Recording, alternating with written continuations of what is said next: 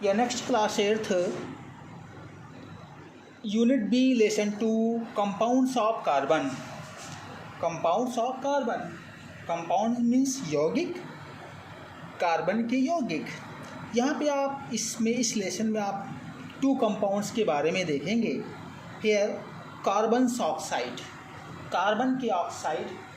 आप लोग तो एक तो जानते हैं CO2, carbon dioxide, carbon dioxide CO2, and first carbon monoxide, first carbon monoxide formula CO, CO, 1 carbon 1 oxygen. Okay, CO, carbon monoxide CO, and next oxide is carbon dioxide CO2. Okay, first of all carbon monoxide, carbon monoxide. Here preparation method, बनाने की विधि, laboratory method, प्रयोगशाला विधि. इसमें सबसे पहले हम apparatus लेते हैं. सब कौन कौन से अपरेटस हैं उसको देखते हैं. This is the round bottom distillating flask. What's name? Round bottom, गोल पेंदी का आसवन फ्लास्क, और इसमें कार्क लगा हुआ है. कार्क में 2 पोर्स हैं, 2 छिद्र हैं. एक में थिसिल फनल और एक में पासिंग ट्यूब. थिसिल फनल में क्या लिया गया है? Formic acid. Formic acid, formic acid formula HCOOH. What's formula? HCOOH. It is formic acid. Okay, formic acid.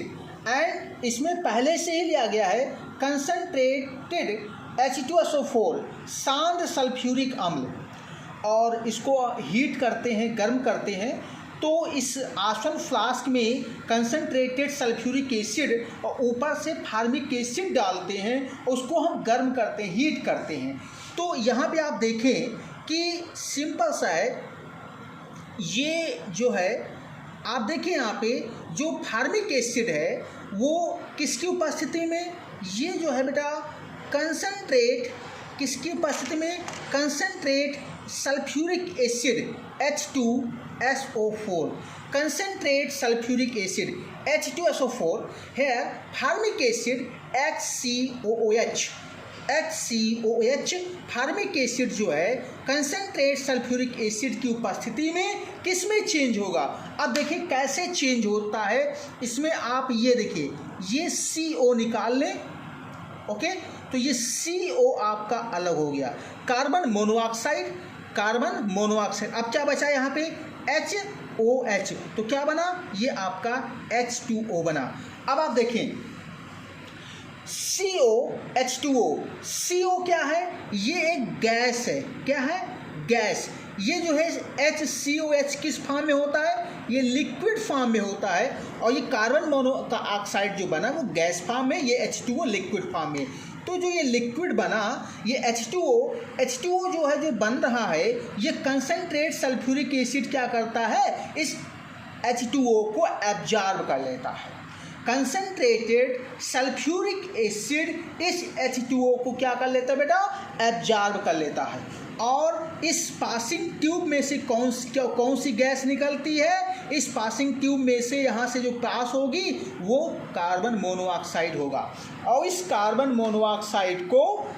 Monoxide को ये उल्टा किया हुआ एक जार है. यहाँ पे आप देखेंगे डाउनवर्ड डिस्प्लेसमेंट ऑफ वाटर. यहाँ पे जल के अधोमुखी विस्थापन के द्वारा, ध्यान से सुनिए, जल के अधोमुखी विस्थापन के द्वारा, डाउनवर्ड डिस्प्लेसमेंट ऑफ वाटर के द्वारा गैस जार में कार्बन मोनोऑक्साइड को एकत्र कर लिया जाता है, प्राप्त कर लिया जाता है. तो आपने देखा प्रयोगशाला में कैसे प्राप्त होता है carbon monoxide. First of all take a round bottom distillating flask and fit a cork and have 2 pores. First pores are added, fit up the thistle funnel, and next pores is attached a passing tube. Next thistle funnel take formic acid, okay, formic acid, and next भी पहले से ही लिया जाता है इसमें concentrate sulphuric acid, और इसको हम डालते हैं, फार्मिक एसिड डाल करके इसको हीट करते हैं। Here formic acid change into CO and H2O. CO it is gaseous form. These gases are gives out come out from passing tube and is collected downward displacement of water in a gas jar. ये CO को जो है gas jar में क्या किया जाता है, एकत्र कर लिया जाता है। तो आपने देखा। दूसरा आप देखेंगे यहाँ पे कार्बन मोनोऑक्साइड और कहाँ बनता है। कार्बन मोनोऑक्साइड बेटा जो है उस स्थान पर भी बनता है फॉसिल फ्यूल्स, जीवाश्म ईंधन का जब इनकम्प्लीट कंब्यूशन होता है। फिर से सुने, जीवाश्म ईंधन का जब इनकम्प्लीट कंब्यूशन होता है तो उस परिस्थिति में भी CO का निर्माण होता है, कार्बन मोनोऑक्साइड का निर्माण होता है। ठीक है ना। CO is also produced by incomplete combustion of fossil fuel where there is poor supply of oxygen। अर्थात जिस स्थान पर ऑक्सीजन की कमी हो तो फॉसिल फ्यूल्स जो है वो बर्न होते हैं, और बर्न होने पर वो कार्बन मोनोऑक्साइड को भी उत्पन्न, कार्बन डाइऑक्साइड तो बनता ही है और उसके साथ साथ कार्बन मोनोऑक्साइड भी उत्पन्न करने लगते हैं। जैसे इसीलिए कहा जाता है कि रात्रि के समय, ठंड के दिनों में, रात्र में रूम के अंदर ध्यान से सुने, रूम के अंदर अंगीठी हीटर जला करके नहीं सोना चाहिए। क्यों? क्योंकि जो रूम में उपस्थित ऑक्सीजन है जब वो फिनिश हो जाएगी तो ये जो उपस्थित जो कार्बन डाइऑक्साइड है वो पुनः जलने लगती है और कार्बन मोनोऑक्साइड बनती है। ध्यान से सुने, कार्बन मोनोऑक्साइड कब बनते हैं? जब सफिशिएंट अमाउंट में ऑक्सीजन अवेलेबल नहीं रहते हैं, सफिशिएंट अमाउंट में ऑक्सीजन अवेलेबल नहीं होते हैं, उस परिस्थिति में फॉसिल फ्यूल्स अगर बर्न होते हैं तो वो कार्बन मोनोऑक्साइड को प्रोड्यूस करते हैं। Okay. Physical properties of carbon monoxide, it is colourless, odourless. Colourless means रंगहीन, गंधहीन, स्लाइटली सोल्युबल इन वाटर, जल में अल्प विलेय होते हैं, और उसके साथ साथ highly poisonous. Highly poisonous means अत्यधिक विषैले होते हैं। तो अभी हमने क्या कहा कि रात्रि के समय, ठंड के दिनों में जो है रूम के अंदर अंगीठी, हीटर, इन सबको जला करके नहीं सोना चाहिए। क्यों? क्योंकि कार्बन मोनोऑक्साइड बनेगा, और कार्बन मोनोऑक्साइड एक विषैली गैस है। ये जब हमारे रेस्पिरेटरी सिस्टम के द्वारा हमारे बॉडी में इंटर करेगा तो हमारी डेथ हो जाएगी, हमारी मृत्यु हो जाएगी। इसीलिए हमें ऐसे करने से बचना चाहिए। कार्बन मोनोऑक्साइड पॉइजनस गैस है। क्या है? कौन सी गैस है? पॉइजनस गैस है, जहरीली गैस है। इससे हमें बचना होगा। ठीक ना। ओके। ये सब हम नहीं करेंगे। ध्यान से सुने। अक्सर आप लोगों ने टीवी न्यूज़ चैनल में देखा होगा कि पूरे के पूरे रूम में जितने भी सोते हैं वो सोते ही रह जाते हैं ना। तो इन सब से हमें क्या करना है? बचना है। Next chemical properties. Next chemical properties. Chemical properties of carbon monoxide. Here reaction with oxygen. Reaction with oxygen, it is burned with a blue flame. It is burned with a blue flame. Here CO carbon monoxide, it is the CO carbon monoxide plus O2 gives out, क्या बनेगा? 2 time CO2 plus heat प्राप्त होते, energy प्राप्त होते हैं।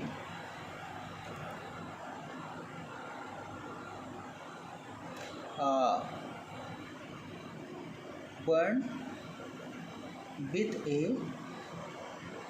Blue flame. ये नीले ज्वाला के रूप में जलते हैं। तो यहाँ पे आपने क्या देखा? Carbon monoxides are react with oxygen. Here combustion reaction, it is the combustion reaction।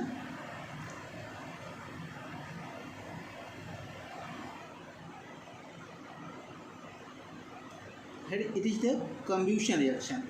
Carbon monoxides are react with oxygens, form carbon dioxides and also produce heat energy। carbon monoxide burned with a blue flame. That is the combustion reaction. Next reaction with iron oxides. Here CO, carbon monoxide, acts as a reducing agent is metallurgy of iron. You know, CO plus iron oxide means Fe2O3. Fe2O3 heat करते हैं, ये symbol किसका, heat का है. तो reducing agent मतलब यहाँ पे आप देखें कि इसमें से ऑक्सीजन निकल जाएगा. क्या निकल जाएगा, ऑक्सीजन. तो ये ऑक्सीजन कितना, O3. तो आप इसको 3 कर ले तो कितने टाइम CO2 प्राप्त होगा, 3 टाइम्स CO2 प्राप्त होंगे. ओके, 3 टाइम्स CO2 प्राप्त होंगे. Fe2O3 3 टाइम्स CO2 प्राप्त होते हैं. एंड नेक्स्ट ये Fe क्या होता है, प्राप्त होता है. तो ये जो प्रोसेस है ये हम मेटलर्जी में करते हैं. मेटलर्जी में धातुक्रम, जब हम हेमेटाइट आयरन ओर से, आयरन अयस्क से आयरन को प्राप्त कर रहे होते हैं, तो ये प्रक्रिया हम करते हैं. इसमें आप देखें 3CO कार्बन मोनोऑक्साइड्स, ये क्या करता है, कार्बन मोनोऑक्साइड्स Fe2O3 में से ऑक्सीजन को निकाल देता है या ऑक्सीजन को निकलवा देता है.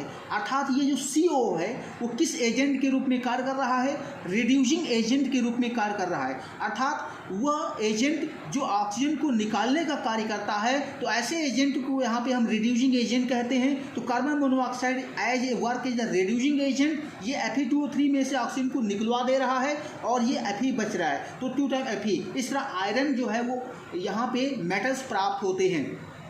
Next reaction with chlorine in sunlight.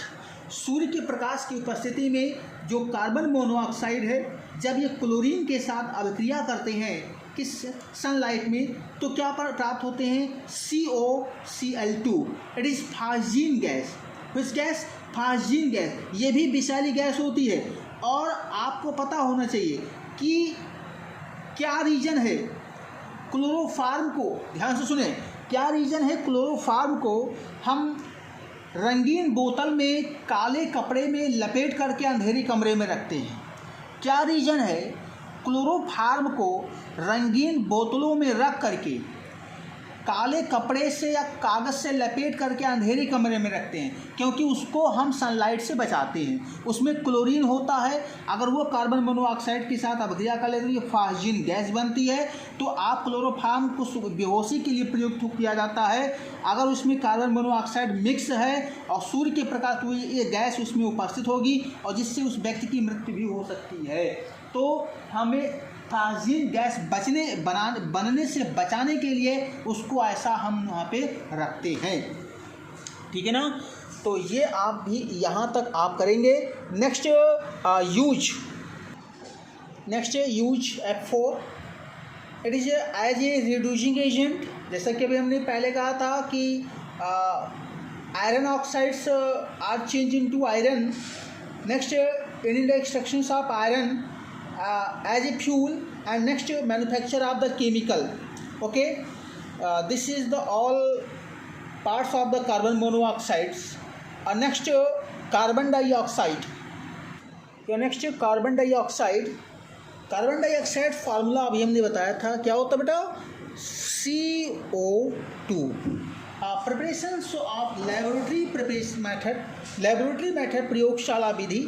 Here also take round bottom flask and in marble chips, you know, चूना पत्थर. आप मार्बल के टुकड़े जो फर्श पे लगते हैं उनको भी लेते हैं, या चूना पत्थर आप उनको कहते हैं. CaCO3 formula, CaCO3. Marble chips, चूना पत्थर लेते हैं और थिसिल फलन में डाइल्यूट हाइड्रोक्लोरिक एसिड लेते हैं. दोनों को हम यहाँ पे डालते हैं, अभिक्रिया होती है. क्या होती है, calcium carbonate. It is the marble chips. चूना पत्थर, limestone react with dilute hydrochloric acid HCl.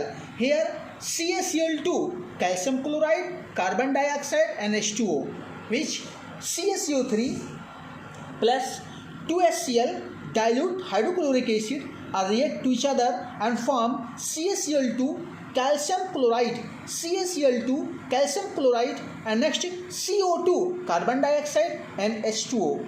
Okay, here carbon dioxide is collected by the upward displacement of air. ये जल वायु के जो है अधोमुखी विस्थापन के द्वारा वायु के ऊपर एकत्रित किए जाते हैं। चूँकि कार्बन डाइऑक्साइड जो होते हैं वो वायु से भारी होते हैं। कितने टाइम? 1.5 1.5 गुना भारी होते हैं। कार्बन डाइऑक्साइड वायु से 1.5 टाइम्स हैवी होते हैं, हैवियर होते हैं। सो it is CO2 is 1.5 times heavier than air.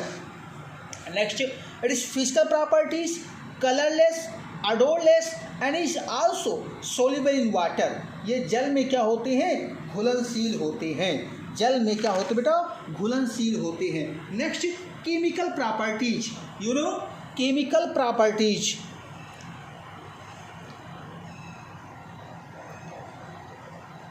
Chemical properties. Okay, chemical properties. First,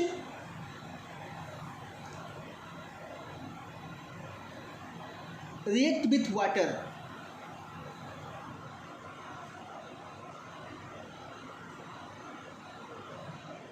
React with water.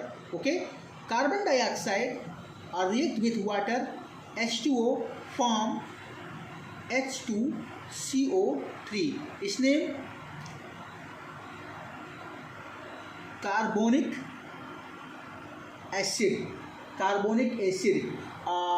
Acid है। So it is turn blue litmus to red. Blue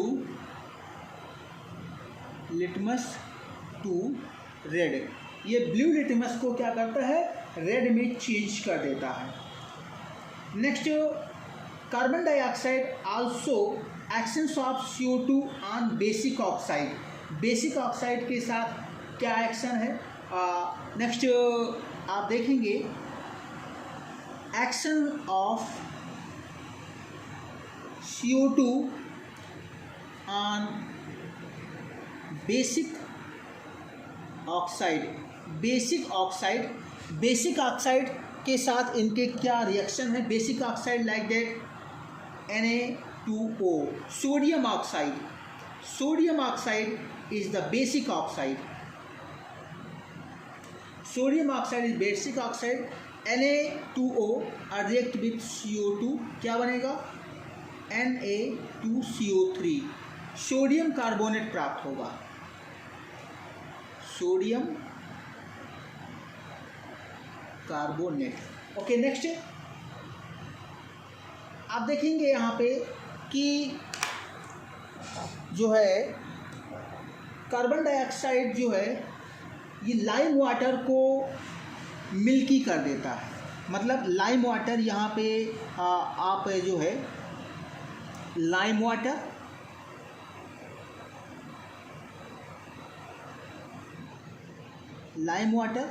जब इसमें हम जो है कार्बन डाइऑक्साइड गैस प्रवाहित करते हैं, CO2 गैस इसमें डालते हैं तो ये किस में चेंज हो जाता है? ये बेटा मिल्की हो जाता है, अर्थात ये जो है दूधिया हो जाता है, मिल्की। क्यों ऐसा हुआ?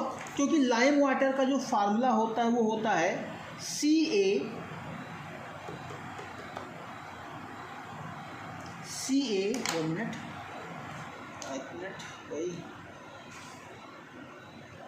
CaOH whole twice calcium hydroxide.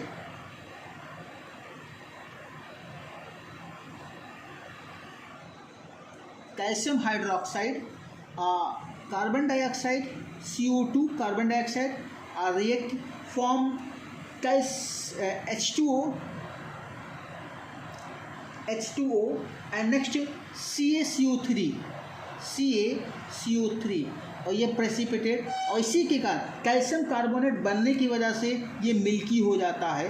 तो क्या समझे कि लाइम वाटर में हम कार्बन डाइऑक्साइड गैस प्रवाहित करते हैं तो ये मिल्की हो जाता है, ये रिएक्शन होता है। ओके, तो इस तरह ये आपके केमिकल प्रॉपर्टीज हैं। अब इसके यूज क्या है? यूज में आप देखेंगे यूज